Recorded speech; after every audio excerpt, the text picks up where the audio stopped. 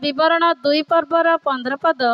एउतारु मर्दखय आपणा पितृव्य अबिहयलर जो एस्टर नामनी कन्या को निज कन्या रूपे ग्रहण करिथिला, राजा निकटकू ताहार जीवार पाଳି पड़न्ते स्त्री मानक रक्षक राजनपुंसक हेगय जहा जहा निरूपण करिथिला ताहा छड़ा से आउ किछि मागिला नहीं।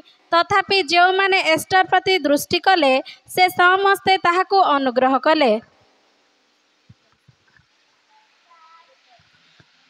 राजार अधिकारर सप्तम वर्षर 10म मासरे अर्थात तेबेत मासरे एस्टर राजगृह को अक्षेश्वर राजा निकट को नियागले। एस्टर 2:23 पद। तहिरे अनुसंधान द्वारा से कथा प्रमाण हुअन्ते से 2 जन वृक्षरे फांसी पाइले आउ से कथा राजा साक्षातर इतिहास पुस्तक रे लेखा गला। एस्टर 1:11 पद। तुम्हें माने लोक को और अधिपति गण को बोष्टी राणीर सौंदर्य देखाइबा पाई ताहाकू राजमुकुटरे भसित करी राजांक छामुको आण जेणु से परम सुंदरी थिला। तहिरे राजा अन्य सकल स्त्री ठारू एस्टर को अधिक प्रेम कला। पुणी अन्य सकल युवती ठारू से राजार दृष्टि रे अधिक अनुग्रह और दया पाइला। एणु से ताहार मस्तकरे राजमुकुट देई बेष्टी बदले ताकू राणी कला। एस्टर पुस्तक 2 पर्वर 20 पद।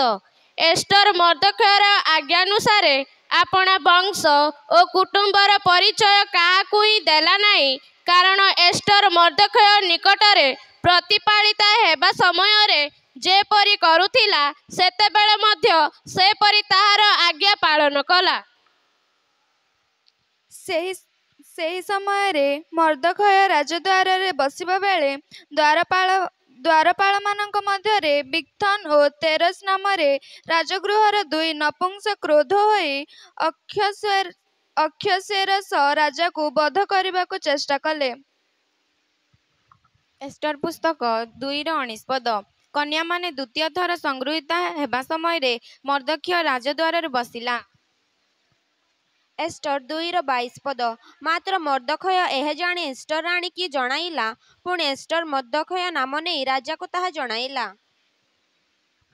एस्टर पुस्तक 2:10 पद। मात्र एस्टर अपना वंश की कुटुंबर परिचय काहाकू देला नहीं, कारण मर्दखय ता न जणाइबाकू ताहाकू आज्ञा करिथिला। आसंतु प्रार्थना करिबा। आंब मानकर स्वर्गस्थ पिता तुमरी पवित्र महानाम को धन्यवाद करुचु प्रिय प्रभु, कारण तुम्हें अनुग्रहकारी परमेश्वर अट। आज दिन माध्यम पूर्वाह्नर उपासना परे परे प्रभु महिला समिति माध्यम संध्याकालीन उपासना आम को एकत्रित कल। धन्यवाद करुचि प्रभु। दान संग्रह इत्यादि कार्य समाप्त परे परे प्रिय झील मानू प्रभु तुमरी मुख निर्गत वाक्यरु प्रभु अध्ययन करने निमंते प्रभु सुजोग देइथिले। पुणी झील माने प्रभु निर्भुल भावरे प्रभु तुमको लक्ष्य करी से माने अध्ययन करियछंती।